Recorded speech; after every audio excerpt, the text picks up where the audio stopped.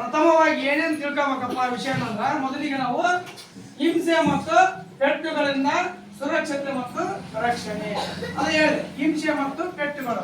ನೀವು ಯಾರ್ಯಾರ ಪೆಟ್ಟುಗಳು ತಿಂದ್ರಪ್ಪ? ಯಾವ ರೀತಿಯ ಪೆಟ್ಟುಗಳು ಹೆಂಗಪ್ಪ?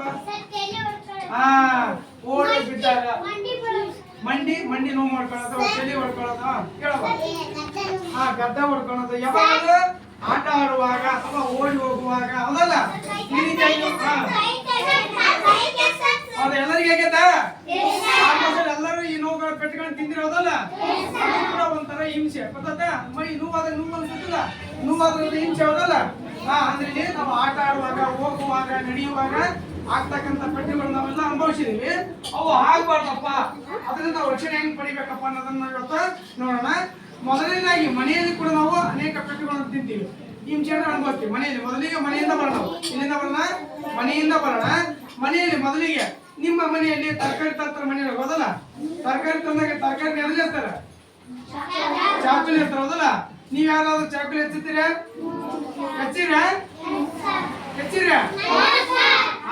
ಯಾಕಂದ್ರ ಓಕೆ ಹೆಚ್ಚಿದ್ರಿ, ಆದ್ರೆ ಸುರಕ್ಷಿತವಾಗಿ ಹೆಚ್ಚಬೇಕು. ಅದನ್ನ ಉತ್ತರ ಮಾಡ್ರಿ. ಇಲ್ಲೇ ನೋಡ್ಕೊಂಡು ಆ ಕಡೆ ಈ ಕಡೆ ನೋಡ್ಕೊಂಡು ಹೆಚ್ಚಬಾರ್ದ. ಆದ್ರೆ ಮಕ್ಕಳು ಯಾವುದೇ ಕಾರಣಕ್ಕೂ ಚಾಕುವನ್ನ ಅಥವಾ ಹರಿತವಾದ ವಸ್ತುಗಳನ್ನ ಬಳಸಬಾರ್ದು. ಗೊತ್ತಾಯ್ತಾ? ನಿಮ್ ಮನೆಗೆ ಏನಾದ್ರು ನಿಮ್ಗೆ ಹೇಳಿದ್ರೆ ನೀವು ಆ ಹರಿತವಾದ ವಸ್ತುಗಳನ್ನ ನೀವು ಬಳಸಕ್ ಹೋಗ್ಬೇಡಿ. ಗೊತ್ತಾಯ್ತಾ?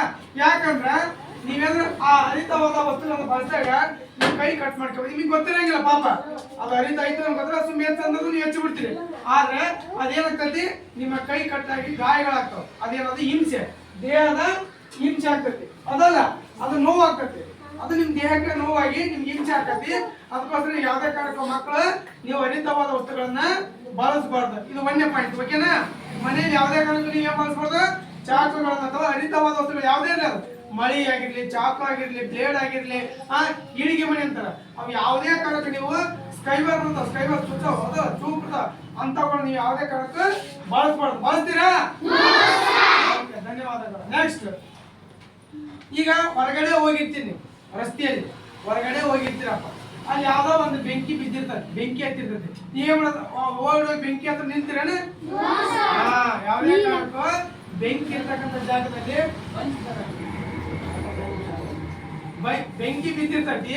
ಆ ಬೆಂಕಿ ಬಿದ್ದಿರೋ ಸಮಯದಲ್ಲಿ ನೀವು ಅದ್ರ ಮಗ್ಲಿಗೆ ಹೋಗ್ಬಾರ್ದು. ಗೊತ್ತಾದ? ಯಾಕಂದ್ರ ಆ ಬೆಂಕಿ ನಿಮ್ಗೆ ಏನ್ ಮಾಡ್ತೈತಿ, ನಿಮಗೆ ತಗಲಿ ನಿಮ್ಮ ದೇಹ ಸುಟ್ಟು ಹೋಗ್ತಕ್ಕಂಥ ಸಂದರ್ಭಗಳು ಉಂಟಾಗಬಹುದು. ಅದಕ್ಕೋಸ್ಕರ ನೀವು ಯಾವುದೇ ಕಾರಣಕ್ಕೂ ಬೆಂಕಿ ಇರ್ತಕ್ಕಂಥ ಜಾಗದಲ್ಲಿ ಅಥವಾ ಬೆಂಕಿ ಹಚ್ಚಿರ್ತಕ್ಕಂಥ ಸ್ಥಳಗಳಲ್ಲಿ ನೀವು ದೂರ ಇರ್ಬೇಕು. ಗೊತ್ತಾಯ್ತಾ? ಅದ್ರ ಹತ್ರ ಯಾವುದೇ ಕಾರಣಕ್ಕೂ ಹೋಗ್ಬಾರ್ದು. ನೆಕ್ಸ್ಟ್, ಇನ್ನೂ ಒಂದು, ನೀವು ಫ್ರೆಂಡ್ಸ್ ಎಲ್ಲ ಎಲ್ಲೇ ಒಂದು ಹೊಂಡದಲ್ಲಿ ಹೋಗಿರ್ತೀರಿ, ಹೊಂಡದಲ್ಲಿ ನೀರಿನ ಜಾಗದಲ್ಲಿ. ಅಲ್ಲಿ ಹೋದಾಗ ನೀವ್ ಏನ್ ಮಾಡ್ತೀವಿ, ನೀರು ಹೋದಾಗ ನೀರಲ್ಲಿ ಇಳಿಬೇಕ ನೀವು. ನೀರು ಇರ್ತಕ್ಕಂಥ ಜಾಗದಲ್ಲಿ ಗುಂಡಿ ಅಥವಾ ಗುಂಡಿ ಇರ್ತಕ್ಕಂಥ ಹೊಳಿ, ನೀರು ಹಳ್ಳಕೊಳ್ಳದಲ್ಲಿ ನೀವು ಹೋಗ್ಬಾರ್ದು. ನೋಡಿ ಇಲ್ಲಿ, ಅಲ್ಲಿ ಏನಾಗಿದೆ ಅಂದ್ರೆ ಮಗು ಆ ಹೊಳ ನೀರಲ್ಲಿ ಹೋಗಿ ಇಳಿದಿದೆ, ಅಲ್ಲಿ ಏನಾಗಿದೆ, ಆ ನೀರು ಮಗುಗೆ ಈಜು ಬರ್ತದ. ಆ ಮಗುಗೆ ಈಜು ಬರಲ್ಲ, ಅದೇನಾಗ್ತತಿ, ನೀರಲ್ಲಿ ಮುಳುಗಿ ಏನಾಗ್ತತಿ, ತನ್ನ ಜೀವವನ್ನ ಕಳ್ಕೊಳ್ತದೆ. ಅದಕ್ಕೋಸ್ಕರ ನೀವು ಯಾವುದೇ ಕಾರಣಕ್ಕೂ ಚಿಕ್ಕ ಮಕ್ಕಳು ಆ ನೀರಿರ್ತಕ್ಕಂಥ, ಗುಂಡಿ ಇರ್ತಕ್ಕಂಥ ಅಥವಾ ಯಾವುದೇ ಹೊಳಿ, ಕೆರೆ, ನದಿ. ನೆಕ್ಸ್ಟ್, ಮೇನ್ ಏನಪ್ಪ ಅಂದ್ರೆ ನಿಮಗೆ ಈಗ ಎಲ್ಲೋ ರೋಡಲ್ಲಿ ಹೋಗ್ತಿರ್ತೀವಿ, ಎಲ್ಲೋ ನಿಮ್ಮ ಮನೆ ಹತ್ರ, ನಿಮ್ಮ ಮನೆಗೆ ತಂದಿದ್ದೆ ಯಾರು ಇರಂಗಿಲ್ಲ, ಅವ ಯಾರೋ ನಿಮ್ಗೆ ಗೊತ್ತಿದ್ದ ವ್ಯಕ್ತಿ ಬರ್ತಾನೆ, ಬಂದು ನಿಮ್ಗೆ ಏನ್ ಮಾಡ್ತಾನ, ಚಾಕ್ಲೇಟ್. ನಿಮ್ಮ ಮಕ್ಕಳು ಚಾಕ್ಲೇಟ್ ಇಷ್ಟ ಹೌದಲ್ಲ? ಹೌದಲ್ಲ? ಯಾರೋ ಚಾಕ್ಲೇಟ್ ಕೊಡ್ತಾರೆ ಅಂದ್ರೆ ಇಸ್ಕೊಂಡ್ಬಿಡೋದು. ಇಸ್ಕೊಂತೀರಾ?